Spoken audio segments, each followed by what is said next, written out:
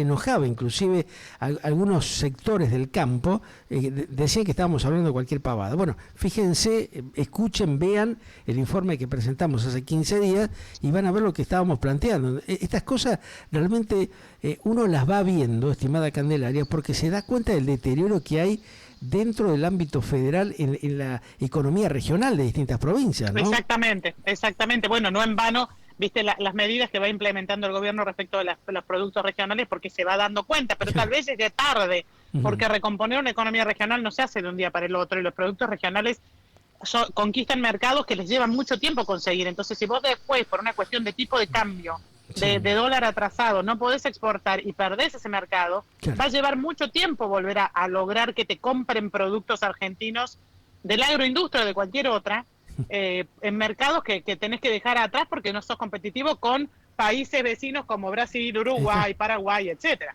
Claro. Ahora, en este contexto que estamos viviendo, ¿crees vos que se están haciendo las cosas bien o realmente falta tener un poco más de olfato y rearmar un montón de situaciones dentro del ámbito económico de la Argentina que el actual mandatario todavía no pudo hacer o no tiene la colaboración adecuada o no se sienta a escuchar a la gente de las distintas áreas para conocer cuál es la problemática de fondo que hay? Porque parecería ser que otra vez se vuelve a emparchar, a atar las cosas con alambre y esperar cómo reacciona el mercado, pero si realmente vos no lo vas incentivando y no vas produciendo un cambio de base, la cosa se va a tornar bastante compleja, me parece, complicada. Yo confío que Milei tiene buenas intenciones, eso no lo dudo, pero también es cierto que Javier Milei como economista es un economista de la macro en un nivel de abstracción que le falta, como dirían hoy, enraizar, ¿no?, en la economía real. Milei es un economista que puede pensar la economía desde los números abstractos del Excel, es decir, él piensa, ok, vamos a mantener el ajuste, vamos a mantener a rajatabla el déficit cero, no vamos a emitir. Todo eso en la teoría, en un país ideal, en el aire, en el abstracto de un laboratorio, es como hacer un ensayo en un laboratorio y después tratar de llevarlo a la realidad. Es diferente. Entonces, lo que vos pones en marcha en la teoría, porque no nos olvidemos que él nunca fue un economista que manejara empresas o hiciera inversiones o administrara una provincia o una ciudad antes de ser presidente. Es un pensamiento abstracto el de Milei. Por eso digo, confío en su buena fe y en sus conocimientos. No estoy diciendo que haya mala intención, pero no tiene anclaje en la realidad porque nunca administró. Entonces, lo que él hace es poner en práctica esto como si la Argentina fuera un país ideal, como si estuviéramos hablando de un país que no existe en ninguna parte del mundo, ideal, abstracto, con determinadas condiciones, como si fuera, viste, hay unos jueguitos, el otro día me aparecían unos jueguitos en el teléfono en los que vos armás una granja, vendés huevos, contratás con tanta plata un empleado y el empleado sigue trabajando sin que le pagues el sueldo. O sea, es un mundo ideal, un mundo que solamente existe diseñado por programadores. ¿No? Claro, es una fantasía. Totalmente. No es un mundo real, es el mundo de las ideas de Platón, si querés, pero no es el mundo de la realidad. Entonces, yo creo que Milei lo que le falta es escuchar a los sectores de la realidad, los sectores productivos, escuchar lo que pasa en realidad con las empresas. Él escucha solamente el pensamiento de la macro y Toto Caputo es un ministro de Economía que viene de las finanzas, tampoco viene de la economía real. Entonces desconoce estos temas porque nunca se compenetró realmente del trasfondo que hay. No son economistas que vengan de la productividad, de la realidad, por lo tanto es muy difícil que puedan trabajar sobre eso. No digo que no les interese, tal vez no están escuchando a las personas que podrían ayudar en este caso. Creo que pasa por ahí la cosa, ¿eh? Pero lo cierto es que el gobierno ahora ya está metido, me parece, más en una estrategia electoral, si se quiere, en la cual la pregunta es, y acá sí me arriesgo a decir que los ideólogos de estos son, porque todos lo sabemos, Santiago Caputo y Karina Milei, más allá de que tengan sus diferencias entre ellos, que en el momento este es, bueno, ¿alcanza lo que logramos con la inflación, que la gente nos lo reconoce como un logro? ¿Alcanza con poder decir que dominamos la inflación como si fuera un toro mecánico que nadie podía dominar y nosotros sí, para ganar las elecciones legislativas de octubre, que claramente el gobierno necesita ganar, porque necesita aumentar la capacidad de diputados y senadores, como también necesita tener más presencia en las legislaturas provinciales y en los municipios, obviamente, porque es un partido prácticamente también en abstracto, que recién ahora está existiendo legalmente en los papeles y no tiene territorialidad. La Libertad Avanza. Entonces, el gobierno ahora está preguntándose ¿qué otra cosa puede hacer para que la sociedad lo siga acompañando? Juega con un as en la manga, y es que la oposición enfrente no tiene nada. Pero con estas cuestiones que se están viendo y con el debate de la suspensión de las PASO que se está dando justamente en el Parlamento en estas horas, ¿crees de que eso fortalece al oficialismo o evidentemente cierto malestar que está surgiendo en la ciudadanía argentina porque justamente el dinero no alcanza, porque los jubilados están siendo cada vez más maltratados, no hay un respeto? Sin duda, no sin duda. no hay una adecuación a lo que planteó en campaña el propio mandatario argentino. Y vos fijate que muchos de los gobernadores se prestan a este juego, ¿no? Vergonzoso, que está causando bastante malestar a nivel nacional. No es en sectores solamente del conurbano bonaerense, sino que muchas provincias, creo que la gente... Córdoba, Mendoza, Santa Fe, Tucumán, ahí digamos, hay un caldo de cultivo que lo estábamos comentando hoy en el editorial inicial de nuestra emisión, que puede llegar a generar mucho ruido, ¿no? Mira, yo creo que a la gente no le importa nada si hay paso o no hay paso. Claro. Creo que es una discusión de la política. A la gente, lo voy a decir mal y pronto, le importa un pito si hay Tal paso cual. o no. Clarísimo. Me atrevería a decirte que tampoco le importan las legislativas a la gran mayoría de los argentinos, porque no son elecciones en las que se definan cargos ejecutivos que le puedan cambiar la vida de una manera más veloz, más inmediata. Vos votás un diputado, un legislador, y lo que hacemos en los últimos años es, perdón por lo mal hablada que soy, pero es putear y decir, son todos chorros, no trabajan, no presentan proyectos, son todos ladrones, no van, no trabajan, cobran el sueldo, cobran 7, 8 palos, 9 palos. Exacto, y no van. Ahí está, claro. Y la gente siente eso. Esa es la distancia que existe hoy entre hay la gente, como mucho entre cansancio, hay como mucho cansancio. Claro, hay un agotamiento total. Agotamiento, claro, una ese saturación. mismo agotamiento que lo llevó a Milei a la presidencia. Claro. Pero lo que digo es, Milei hábilmente se corre para no ser parte de una casta política de la que obviamente es parte, porque si sos el presidente sos parte de la dirigencia política. Claro. Imaginemos que el concepto de casta, él dice que no, pero cualquiera que entendamos un poquito de pero ciencia política, no le falta tomar el toro por las astas. No está cometiendo parte de los errores que cometió ya otro presidente, concretamente el ingeniero Macri. Entró en el juego, claro. Entró en ese juego medio perverso que los va a desgastar. ¿Y cómo es que no se dan cuenta, teniendo ya experiencia de otros mandatos en la Argentina y viendo lo que está pasando? O sea, la reacción y la bajada de línea que le está dando la propia gente, ¿no?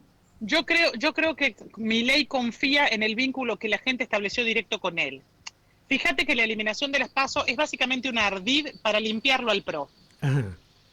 Si vos sacás las PASO, lo obligás a Mauricio Macri que diga si va a ser candidato a senador por el PRO o aquí hago un acuerdo antes por la Libertad Avanza. Porque si hubiera habido PASO, si hubiera habido podrían haber habido, es como un tubo de ensayo que se acaba. Entonces tenemos que ir a los bifes, decir Mauricio qué vas a hacer, si vamos a ir juntos o separados. Sí. Hay algunas viene el famoso aprete político habitual, ¿no? Claro, tal cual. La rosca que se viene de acá hasta mayo, junio, claro, va a ser infernal. Tremenda. Vamos a enterarnos de 10.000 cosas que nunca imaginamos. Pero lo cierto es que, como decíamos recién, a la gente no le importa nada esto. No le pasa por el costado. Esas contradicciones, estimada Candelaria, por ejemplo, lo que ha pasado hoy, ¿no? Que el ENRE, el Ente Nacional de Regulación de la Electricidad, aprueba un aumento tarifario inconsulto, tanto con el Parlamento como con el propio Ejecutivo, y después sale en estas horas, hay una discusión, otra de las tantas broncas y de las internas, ¿viste?, que hay dentro del Ejecutivo, donde dijeron, pero ¿cómo aprobaron esto si no me dijeron nada? Yo no sabía. O sea, no está faltando una mayor coordinación entre los organismos del Estado, porque evidentemente es un petardaje lo que están haciendo. Hay una desorganización que ya está a la altura del partido. Caótico. Claro, ya han pasado 12 meses. Tendría que haber organizado adecuadamente el Ejecutivo un lineamiento no sabemos de si les interesa, con los funcionarios. Pedro. La pregunta es si les interesa. Pero yo creo que las contradicciones que vos mencionabas recién existen en el seno de la Libertad Avanza, en el seno del pensamiento de Javier Milei. Bueno, porque también, fíjate, claro. cuando Milei dice, yo soy un libertario, liberal-libertario, ¿no? Él se define así. Liberal-libertario significa que, en tanto y en cuanto las acciones de cualquier persona que vive en este espacio que compartimos, que no solo geográfico, sino también simbólico, llamado país, este conjunto de instituciones que hacen a la Argentina, no moleste a nadie, ni ponga en riesgo la vida de otros, ni coarte las libertades de nadie, todo el mundo puede convivir con libertad y paz. Sin embargo, sale a hacer estas declaraciones horrorosas sobre el tema de la comunidad LGTB, que termina generando una marcha. Desbarranca mal, evidentemente, ¿no? Le salta desbarranca, claro. Porque si son tan liberales libertarios, ¿por qué tienen que salir a opinar y decir las barbaridades que dijo el presidente sobre una decisión? Porque la orientación sexual es una decisión y es una libertad que las personas tienen. Y en tanto y en cuanto se vinculen con otras personas desde la libertad, el Estado tiene por qué meterse mucho más en el pensamiento que esgrime Javier Milei. Entonces la contradicción está en el seno de la libertad avanza, como en muchos otros espacios políticos, pero digo, se nota mucho porque es contradictorio respecto de las libertades, de la libertad que da origen al nombre del partido. Entonces a mí no me sorprende que también después sean contradictorios en la forma en que ejercen el poder. El tema es que sí creo que son caóticos, como decís vos, porque también está como loteado el gobierno de alguna manera, porque claro, no había cuadros económicos y políticos dirigenciales para poner en todas las órbitas que fueran puros. Pero debería de la tener libertad avanza, entonces, mínimamente una cordura básica como para poder prever justamente ciertas cosas, hablarla previamente antes de salir a hacer las barbaridades que hacen, ¿viste? Porque ya la gente está empezando a notar esa desprolijidad y encima el presidente ayer habló, ¿viste? Que dio una conferencia con algunos de los tantos colegas amigotes que tiene, algunos de los chupamedias habituales que siempre hay en los gobiernos. Habló, y realmente en vez de mejorar su posición, su imagen, lo termina perjudicando. Porque vos no podés ir a adular a un presidente de un país cuando sabés que hay problemas de fondo de base. Un comunicador social tiene que plantear otro tipo de cuestiones como para que de alguna manera el propio presidente se pueda sincerar o transmitir que realmente está haciendo un trabajo para mejorar la calidad de vida de los ciudadanos. Eso es lo que se ha hecho en las últimas horas, es un mamarracho realmente vergonzoso, ¿no? El presidente tiene un profundo... Esto no es lo adecuado, no es lo conveniente, presidente. Empecemos el a presidente tiene un profundo desprecio por los periodistas en general, nos tiene un profundo desprecio en general, no nos respeta, considera que todos somos ensobrados, lo ha dicho. Cuando desde el propio gobierno le sobran a los periodistas, todo lo contrario, ¿no? Porque si no, se prestaría a hacer una conferencia de prensa masiva en conjunta, no con 2 o 3 de los tipos que ya todo el mundo sabe que evidentemente están acompañándolos, ¿no? Los Viales de la vida, los Trebú de la vida, los Majul de la vida, todos los que ya conocemos, que la gente ya no es idiota, no come vidrio. Candelaria, se das cuenta de estas cosas, ¿no? Ahora, cada vez que el presidente habla es porque ya tiene planeado qué es lo que quiere instalar, y eso lo han hecho muchos presidentes, muchos dirigentes políticos, y está claro. La vez anterior concedió una entrevista básicamente para anular a Victoria Villarruel y ponerla en el freezer total y decir que no forma parte del gobierno. La de este lunes por la noche fue básicamente para instalar el tema de que la inseguridad es la principal preocupación de los argentinos, específicamente en el conurbano bonaerense, y decirle al gobernador Axel Kicillof que tiene las manos bañadas en sangre, lo que ya escuchamos. Eso lo plantean, pero no vemos que haya un trabajo en conjunto con la capital y la provincia, ¿no? Vos fíjate las contradicciones que tienen, eso es lo llamativo. Si vos tenés un drama... No, porque incluso tampoco se llevan tan bien con Jorge Macri, ¿viste? Bueno, por eso, claro, ahí hay una rispidez, un cortocircuito muy, muy fuerte, ¿no? Pero lo cierto es que a pesar de todas sus incongruencias, por así decirlo, a pesar de todas sus contradicciones y todo, las encuestas, si es que les creemos, lo que dicen es que el presidente sigue teniendo una imagen positiva después de 12 meses. Son las 4 o 5 encuestadoras que siempre también están compradas, ¿no? O sea, no hay acá una transparencia. Sí, en general hay algunas que son un poco más confiables, pero bueno, viste, hasta dónde las encuestas son confiables, no han acertado un resultado electoral en los últimos tiempos, pero lo cierto es que al gobierno esto como que le da una tranquilidad para decir, bueno, con lo que hicimos con la inflación estamos bien, vamos para adelante. Claramente las negociaciones políticas recaen un poco en Guillermo Franco, que es lo más razonable que tiene el gobierno en materia de diálogo y negociación, tanto con gobernadores como con el Congreso. Algunas otras cuestiones las maneja Santiago Caputo, otras Karina Milei. No me da la impresión de que el presidente en persona esté muy entusiasmado, porque al presidente la rosca no le interesa. El presidente, si fuera por él y tuviera que llevar adelante la rosca de los próximos meses, estaría recontra embolado, calculo. No lo conozco tanto, pero por cómo uno va reconstruyendo él quiere posicionarse haciendo relaciones internacionales, ¿no? Le gusta más tomarse o subirse arriba de un avión, ir a Estados Unidos, a Europa, hablar con algún que otro colega, con algún dirigente. Porque tiene que ver, me parece, no solamente con una tal vez necesidad de reconocimiento, y esto lo digo a título personal, por una cuestión más personal del presidente, sino también con la forma esta macro que te decía, como muy global, ¿viste? Él como que la cosa chiquita, por eso él ayer dice, todos acá son de cabotaje, porque él siente que tiene una mirada como superadora, más 360 de lo que ocurre en el mundo y en el país, y eso como que hace que él se posicione a la altura de cualquier líder global del mundo. Después podemos analizar si está a la altura o no, pero digo, claramente si él tuviera que llevar adelante las negociaciones para arribar a las mejores elecciones legislativas posibles, con el mejor resultado posible para La Libertad Avanza, estaría con un dolor de cabeza porque no es lo que le gusta al presidente. Eso lo van a tener que hacer otros y obviamente lo van a tener que hacer todos los dirigentes, no solo de La Libertad Avanza, sino de los partidos que quieran hacer o no alianzas con La Libertad Avanza. Lo que te decía es que enfrente realmente la oposición no logra consolidar un liderazgo de alguien, un dirigente, que convoque a todos aquellos que están en desacuerdo, que están en las antípodas del pensamiento y de la ejecución del gobierno de Javier Milei, porque realmente no surge un liderazgo en la vereda del frente, lo cual facilita la tarea del oficialismo. Tanto el radicalismo, el justicialismo, la izquierda no han podido concebir una dirigencia que opere en bloque como para tratar de prolijar la gravedad política que tiene la Argentina, Candelaria.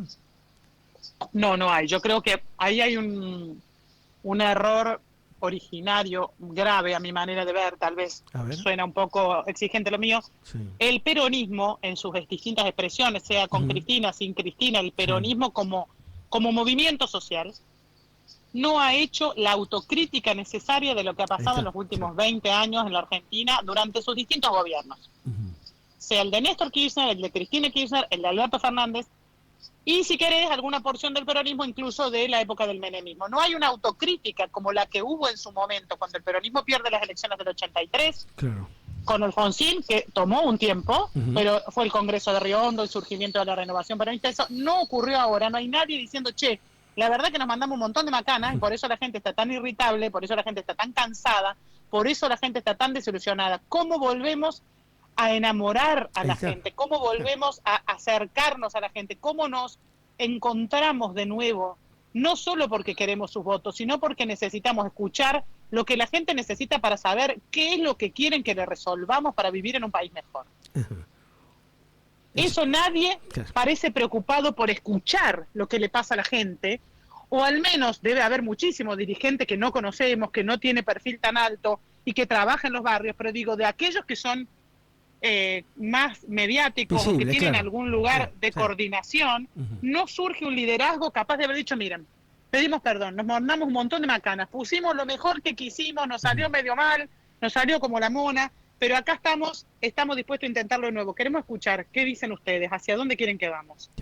Y no hay nadie que esté interpretando lo que la gente siente, quiere y necesita hoy. La provincia y eso me parece que es lo que hace que el gobierno aproveche ese espacio, porque enfrente literalmente no hay nadie, o por lo menos nadie ha surgido hasta ahora. Juegan con eso de alguna manera. Yo te iba a comentar, la provincia de Córdoba como que está abriendo ciertas tratativas a nivel internacional, porque se está dando cuenta justamente de que es necesario generar confianza, cosa que desde el gobierno central en algunos aspectos hay cosas que no se generan para facilitar esa confianza que necesita tener un país para que haya credibilidad, ¿no? Para que los inversores se sientan respaldados. ¿Vos crees que eso favorece de alguna manera la cuestión federal del interior de la Argentina, donde algunas provincias como Córdoba, Mendoza, empiezan a ver de que realmente hay que hacer negociaciones en forma directa con ciertos países del mundo como para lograr justamente una inversión genuina? Mira, Córdoba, Santa Fe, Mendoza son provincias grandes con producción propia que históricamente han podido establecer vínculos bilaterales con otras provincias de otros países, con otros estados, poder pedir préstamos, generar inversiones, pero no todas las provincias tienen esa suerte. Es decir, Córdoba tuvo, yo me acuerdo, en la época de mi viejo, muchísima relación con Brasil y con muchos otros países más, y recibía inversiones. Córdoba es sede de fábricas automotrices, aunque bueno, por ejemplo, fíjate lo que está pasando con Nissan, que no va a producir más la Frontier, o al menos eso parece. Es decir, tiene una industria que no tiene que ver solamente con la agroindustria, sino también metalmecánica, que la ayuda a tener un perfil propio. El territorio de Córdoba equivale a Uruguay y la cantidad de habitantes también, es como si fuera un país adentro de otro, lo mismo la provincia de Buenos Aires, Santa Fe, Mendoza. Son provincias que pueden darse el lujo de decir, establezco un vínculo, salgo al mundo a vender mis productos sin tanta necesidad, sin depender necesariamente del paraguas de la nación. Ahora, hay muchas otras provincias que no pueden hacerlo porque son más chicas o porque necesitan inevitablemente pasar por algunos controles o contar con algunas aprobaciones o avales de la nación. Y ahí es donde se complica. No todas están paradas en el mismo lugar. No todas tienen las mismas fortalezas y las mismas debilidades. Ahora, entonces, fíjate que ha habido una Jujuy, por ejemplo, vamos a tocar Jujuy, ¿no? Que es un caso bastante llamativo que se está dando en estas horas con la catástrofe que aconteció con el tema de las tormentas, la cuestión climatológica que terminó deteriorando totalmente lo que era el circuito del tren solar. ¿Por qué se hacen estas obras de una manera inadecuada, ¿no? Porque 500 palos verdes que se invirtieron ahí, tirados por la borda, donde un Gerardo Morales tal vez no consultó o no se manejó adecuadamente para hacer una planificación cuando dicen que le advirtieron de que los trabajos que se estaban realizando no eran los adecuados en ese momento para montar una estructura de estas características. Viene una tormenta como lo que ha acontecido en estos días, destruye todo, 500 palos verdes tirados por la borda. ¿No hay una falta de coherencia también de los gobernadores que no recurren a un asesoramiento adecuado cuando tienen inversiones de esta magnitud, de esta característica? Sí, por supuesto. Ahí no conozco tan en detalle el caso Jujuy, pero cuando pasa una cosa por el estilo, claramente hubo por lo menos incumplimiento de los deberes de funcionario público, ¿no? Pero bueno, digo, puede fallar, las cosas no son perfectas y están construidas por el hombre que tampoco es perfecto, pero uno tiene que hacer lo mejor que puede con lo que tiene y si necesita ser asesorado por foros o por empresas internacionales debe buscar hacerlo, ¿no? Como muchas provincias que tienen, por ejemplo, calificaciones de normas de calidad para sus distintas cosas, sea para un gobierno digital, sea para obras públicas, sea para una red troncal de gas, para las distintas obras que vos haces como gobernador podés salir a buscar validación internacional, así también como el financiamiento. A eso me refería cuando te decía, tienen un margen de acción las provincias, por supuesto que muchas más chicas, sin producción. Ahora Jujuy tiene el tema del litio, al igual que Salta y otras provincias de la cordillera. Esperemos que hagan bien las cosas ahí, viste, que no termine como lo del tren solar. Porque los chinos le advirtieron, dijeron, mire que esto tiene que estar montado sobre una estructura de tales y tales condiciones. No, les parece que le decían, no es necesario, mirá lo que termina, ¿no? 500 palos verdes tirados por la borda, lo que le va a costar a los jujeños, ¿no? Cuando se podría haber aprovechado y hacer otra inversión en otro sector productivo para la provincia, se termina tirando, ¿no? Eso es un poco la falta también de coherencia que tienen algunos gobernadores que no toman conciencia del esfuerzo que tienen que hacer los ciudadanos cuando pagan impuestos, que son tremendamente excesivos en Argentina, y estos abusos que después se dan por la falta de coherencia, ¿no? De tener un mínimo de razonabilidad cuando se generan obras de estas características.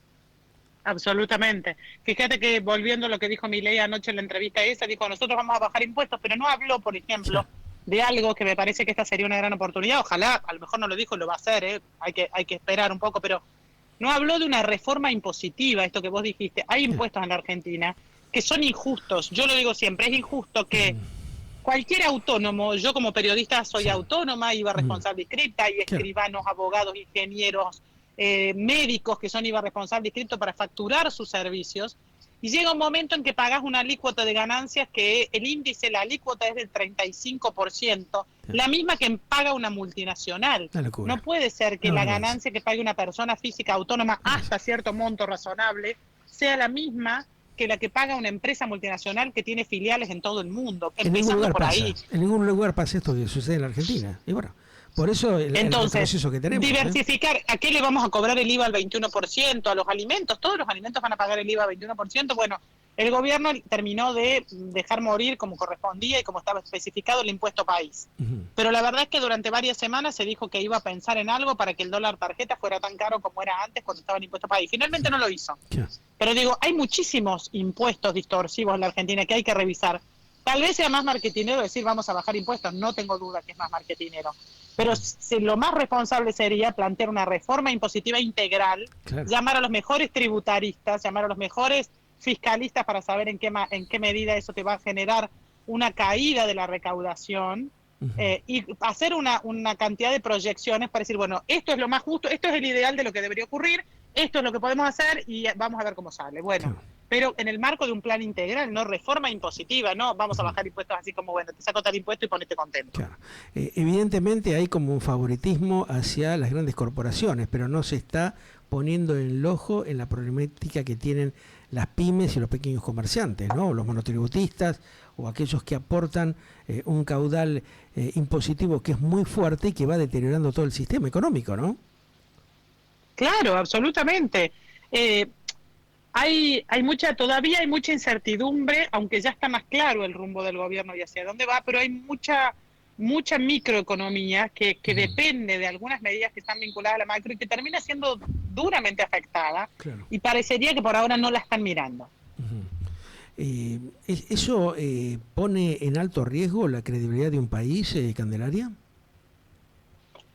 Es buena tu pregunta. Yo no sé si la creen. Mira, acordémonos que en su momento Perú, que es un país que tenía más o menos como nosotros un presidente distinto cada 5 minutos y todos ellos Claro. denunciados por corrupción, fue investment grade. Es decir, Ujú.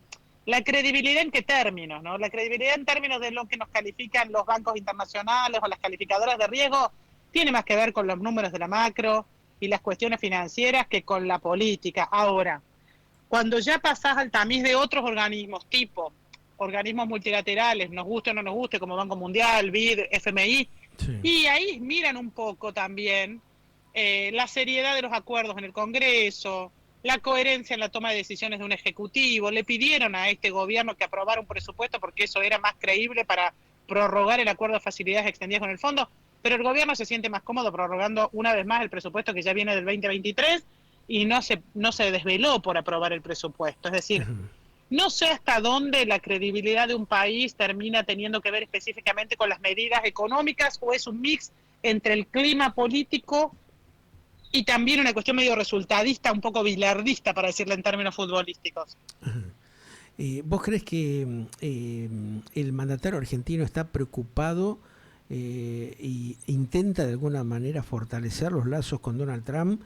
Por eso aparentemente está viajando en las próximas horas nuevamente a Estados Sí. Unidos, como para tratar de ver si realmente logra la Argentina un respaldo de Estados Unidos con el Fondo Monetario Internacional para descomprimir ciertas situaciones que tiene la Argentina en materia económica, y también ver o olfatear o tantear qué es lo que puede pasar con la decisión que tomó la justicia de Estados Unidos con los fondos buitres, que también Sí. pone en alto riesgo la salida del país, digamos, de parte del tesoro, de los lingotes de oro que fueron al Reino Unido, que pueden ser embargados en cualquier momento. ¿Hay preocupación de parte del mandatario argentino en esa materia, o crees que él no piensa que puede ocurrir algo de estas características? Mira, yo lo que puedo reconstruir es, en el Ministerio de Economía hay un equipo de abogados que, más allá de que hayan llegado con Toto Caputo o que estén desde antes, Sí. trabajan mucho y muy duramente para tratar de resolver situaciones de litigios tan complicadas como esta de los fondos buitre. Ajá. Eso es un poco queda en manos de lo que conocemos como la línea, ¿no? En este caso vinculada a gente de las finanzas y del derecho internacional, que se ocupan de ir resolviendo día a día y contestando y viendo cómo evolucionan los juicios. No sé si al presidente le preocupa tanto.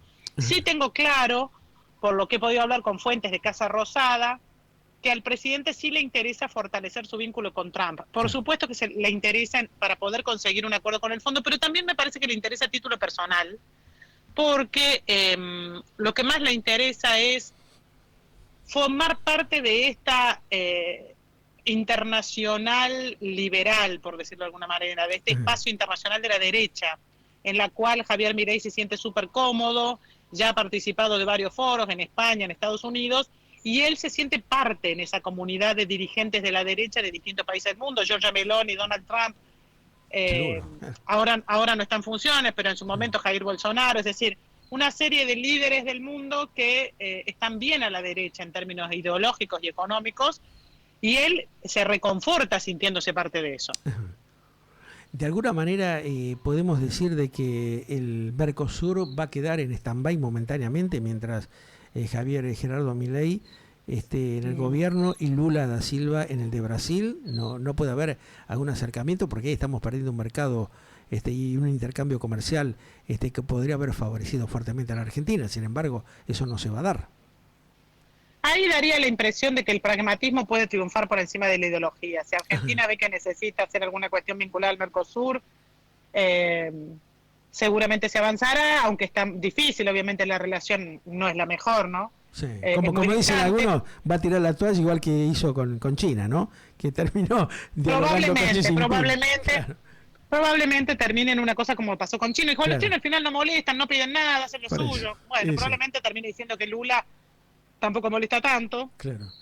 Más allá de la discusión sobre Maduro, y ahí ya entras en una cuestión de geopolítica regional, que es otra discusión. Pero digo, en términos comerciales, me parece que si es conveniente para la Argentina, los acuerdos que surjan en el marco del Mercosur y el intercambio comercial que ocurra ahí, no van a tocar nada de eso.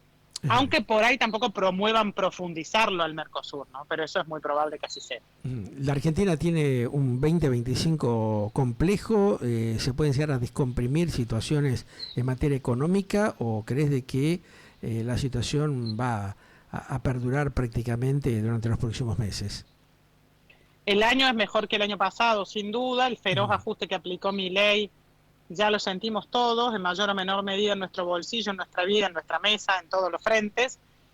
Hubo un ordenamiento tal vez un poco superficial, más superficial de lo que ellos quieren hacernos creer, pero lo cierto es que algún ordenamiento hubo.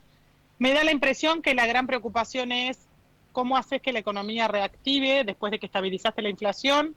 Y uno de los dolores de cabeza del ministro de Economía este año son los vencimientos. Tenemos muchísimos vencimientos, vos viste que ayer se pagaron 640 millones de dólares de lo que se le debe al Fondo Monetario, que son, solo al fondo le tenemos que pagar 2.500 millones, pero también en enero pagamos un vencimiento muy grande a los acreedores, a los bonistas. Los vencimientos de este año son muy abultados y hay que ver cómo se hace frente. Por eso Toto Caputo está preocupado para ver si el fondo le puede liberar entre 12 y 13 mil dólares ahora en el marco de un acuerdo, de una renovación del acuerdo de facilidades extendidas, que así se llama. Gracias, Cande, como siempre, un gran cariño para vos, para Andy y para toda la familia. Y estamos en contacto. Muchas gracias, Pedro. Gracias. Un placer, grande, como siempre, charlar igualmente con vos. Beso grande, gracias. Un gran cariño, gracias. Bueno, Candelaria de la Sota, analizando un poco lo que tiene que ver en materia política y económica para este 2025 aquí en el país. Ya seguimos con más información, como no podía ser de otra manera, aquí en Galáctica Radio y Televisión Iberoamérica, en habla hispana, en tu idioma, para que conozcas la realidad de lo que pasa en el país y en el mundo.